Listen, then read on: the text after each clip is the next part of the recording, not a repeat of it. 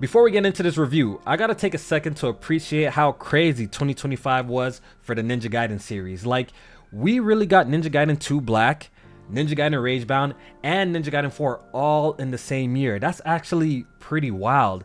As someone who's been rocking with the franchise since the early days, it feels good seeing Ninja Gaiden still getting this much love, especially in a time where so many legendary IPs I grew up with have completely died. So yeah, big shout out to Xbox, Platinum Games, and Team Ninja for coming together on this new entry. Now, with that being said, Ninja Gaiden 4 is a solid game. I enjoyed my time with it, but I do got a few gripes. After a few hours in, I started to realize while it does capture that classic Ninja Gaiden spirit, it doesn't quite reach the levels of greatness of Ninja Gaiden Black or Ninja Gaiden 2, and I'll explain why in this review. I don't know about y'all, but I didn't really watch much content outside of the initial Ninja Gaiden 4 reveal. No extended gameplay or interviews, because the moment I heard a new mainline Ninja Gaiden was coming, I was already sold. So I went in completely unaware that this wasn't Ryu Hayabusa's game.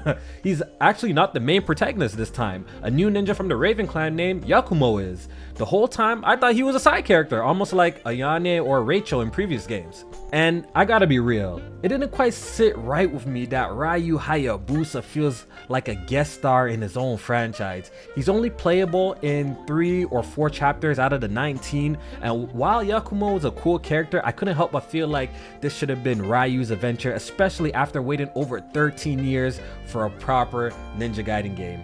I get they wanted to introduce a new generation to the series with a fresh new protagonist, but during my whole playthrough, I kept asking myself, okay, but when do I get to Ryu's part? And it took a while. Thankfully, there's a bit of a consolation. Once you beat the game, you unlock the option to replay from the start as Ryu through chapter select, which is nice, but Ryu doesn't have much character progression in Ninja Gaiden 4. All his Nimpo arts are already unlocked, and he only has the Dragon Sword available.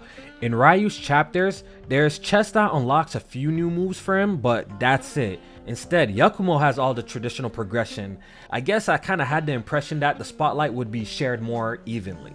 So, the story is about Yakumo trying to fulfill the Raven clan's prophecy by killing the priestess Sayori, who has the Dark Dragon soul sealed in her body.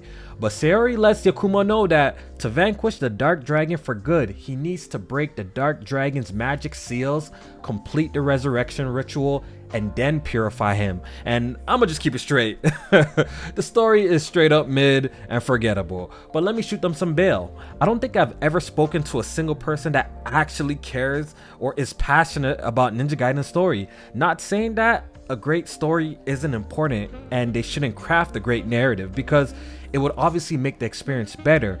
But even Ninja Gaiden at its peak didn't really have the most amazing story. The series has always been about cool ninjas, great combat, cool ninja cutscenes, and sick boss fights, and Ninja Gaiden 4 delivers on some of that. Now, let's talk about the gameplay, because honestly, this is where the game shines the most. The combat is straight up fun. Pulling off Azuna drops never gets old.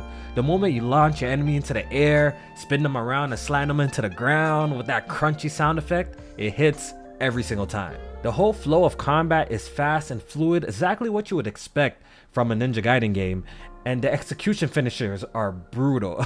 We're talking about limbs flying, blood spraying, and the sound design makes every kill feel like it has a weight behind it. It's that violent elegance that Ninja Gaiden fans live for. Yakumo gets access to 4 main weapons throughout the game, which is definitely less than previous entries, but to be fair, each weapon has a Blood Raven form which transforms it into another weapon. For example, the Reaper's Blood Raven form transforms it into a lance, and the Staff's Blood Raven form transforms it into a hammer, and so on. That's the core mechanic they went with this time.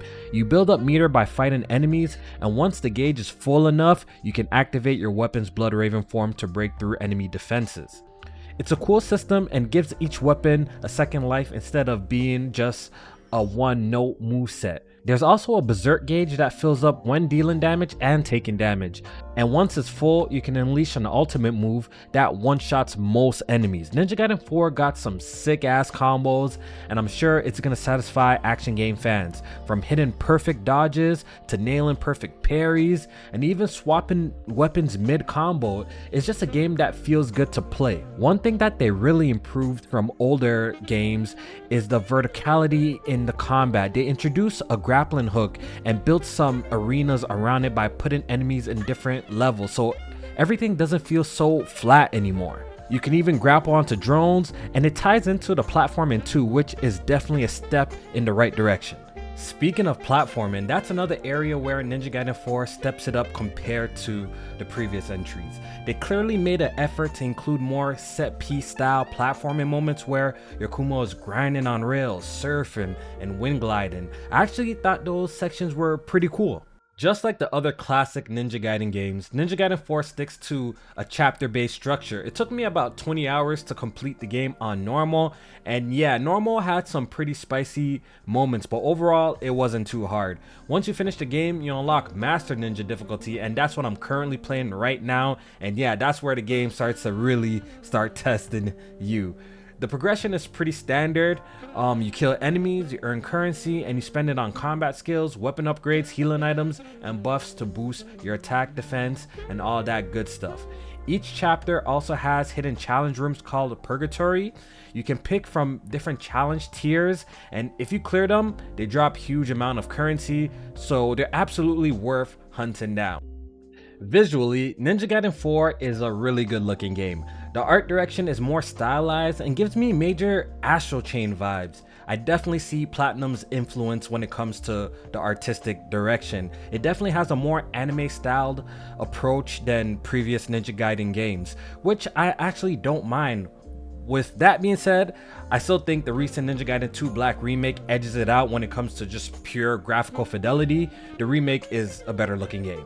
One thing that kind of holds it back though is the lack of variety in locations. Previous Ninja Gaiden games had you jumping from temples to snowy environments to gothic castles, super diverse settings. Meanwhile, Ninja Gaiden 4 is like 90% set in this futuristic cyberpunk version of Tokyo.